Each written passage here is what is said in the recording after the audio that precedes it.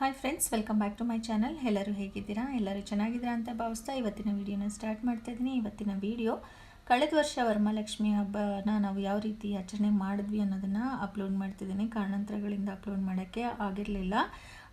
ಇದರಿಂದ ನಿಮಗೆ ಒಂದು ಸ್ವಲ್ಪ ಐಡಿಯಾಸ್ ಬರ್ಬೋದು, ಯಾವ ರೀತಿ ಎಲ್ಲ ಪೂಜೆ ಮಾಡಬೇಕು ಮತ್ತು ಡೆಕೋರೇಷನ್ ಯಾವ ರೀತಿ ಮಾಡ್ಬೋದು ಅಂತ ಒಂದು ಐಡಿಯಾ ಬರಬಹುದು. ಸಾಮಾನ್ಯವಾಗಿ ನಾನು ಬೆಳಗ್ಗೆನೇ ರಂಗೋಲಿ ಹಾಕಿಬಿಟ್ಟು ತುಳಸಿ ಪೂಜೆ ಮಾಡಿ ಹೊಸಲು ಪೂಜೆ ಎಲ್ಲ ಮಾಡಿಕೊಂಡು ಬೆಳಗ್ಗೆ 6 ಗಂಟೆ ಒಳಗಡೆ ವರಮಹಾಲಕ್ಷ್ಮಿ ಪೂಜೆ ಮುಗಿಸ್ಬಿಡ್ತೀನಿ. ಬಾಗಿಲಿಗೆ ತಳಿರು ತೋರಣಗಳನ್ನೆಲ್ಲ ಕಟ್ಟಿ ಈ ರೀತಿ ಸಿಂಗರಿಸಿ ಇಟ್ಕೋಬೇಕು. ಹೊಸಲು ಪೂಜೆ ತುಂಬಾ ಇಂಪಾರ್ಟೆಂಟ್ ಆಗುತ್ತೆ.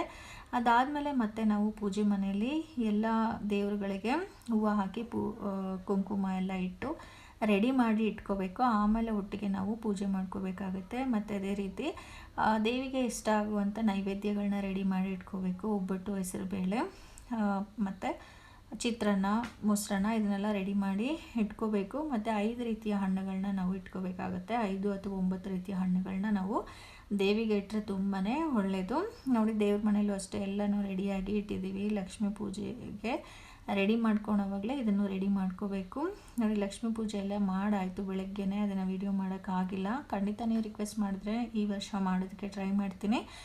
ಲಕ್ಷ್ಮೀ ಪೂಜೆಯಲ್ಲಿ ಲಕ್ಷ್ಮೀ ಪೂಜೆಯ ವ್ರತ ಯಾವ ರೀತಿ ಮಾಡಬೇಕು ಮತ್ತು ಅಷ್ಟಲಕ್ಷ್ಮಿದು ಫೋಟೋ, ಕುಬೇರ ಮತ್ತು ಲಕ್ಷ್ಮಿ ಇರುವಂಥ ಫೋಟೋನು ಕೂಡ ಇಟ್ಟು ನೀವು ಪೂಜೆನ ಮಾಡಿಕೊಂಡ್ರೆ ತುಂಬಾ ಒಳ್ಳೆಯದು. ತಿಂಡಿಗಳಲ್ಲಿ ರವೆ ಉಂಡೆ ಮಾಡಿದ್ವಿ, ಆಮೇಲೆ ಕಜ್ಜಾಯ ಮಾಡಿದ್ವಿ, ನಿಪ್ಪಟ್ಟು ಚಕ್ಲಿ ಎಲ್ಲವನ್ನು ಮಾಡಿದ್ವಿ. ನೋಡಿ, ಈ ರೀತಿ ಸಿಂಪಲ್ಲಾಗಿ ಡೆಕೋರೇಷನ್ನ ಮಾಡಿದ್ವಿ. ಹಿಂದೆಗಡೆ ಇರೋವಂಥದ್ದು ಗೋಧಿ ಹುಲ್ಲು, ಅದನ್ನು ಒಂದು 20 ದಿನದ ಮುಂಚೆನೇ ಮಣ್ಣಲ್ಲಿ ಹಾಕಿಬಿಟ್ಟು ನೀರು ಹಾಕಿಟ್ರೆ ಈ ಥರ ಪೈರು ಬರುತ್ತೆ. ಅದನ್ನು ತುಂಬ ಚೆನ್ನಾಗಿ ಕಾಣುತ್ತೆ ದೇವರಿಗೆ ಹಿಂದೆ ಇಟ್ಟರೆ. ಅದೇ ರೀತಿ ನ್ಯಾಚುರಲ್ಲಾಗಿ ನಾವು ಡೆಕೋರೇಷನ್ ಮಾಡೋ ರೀತಿಯೇ ಇರುತ್ತೆ.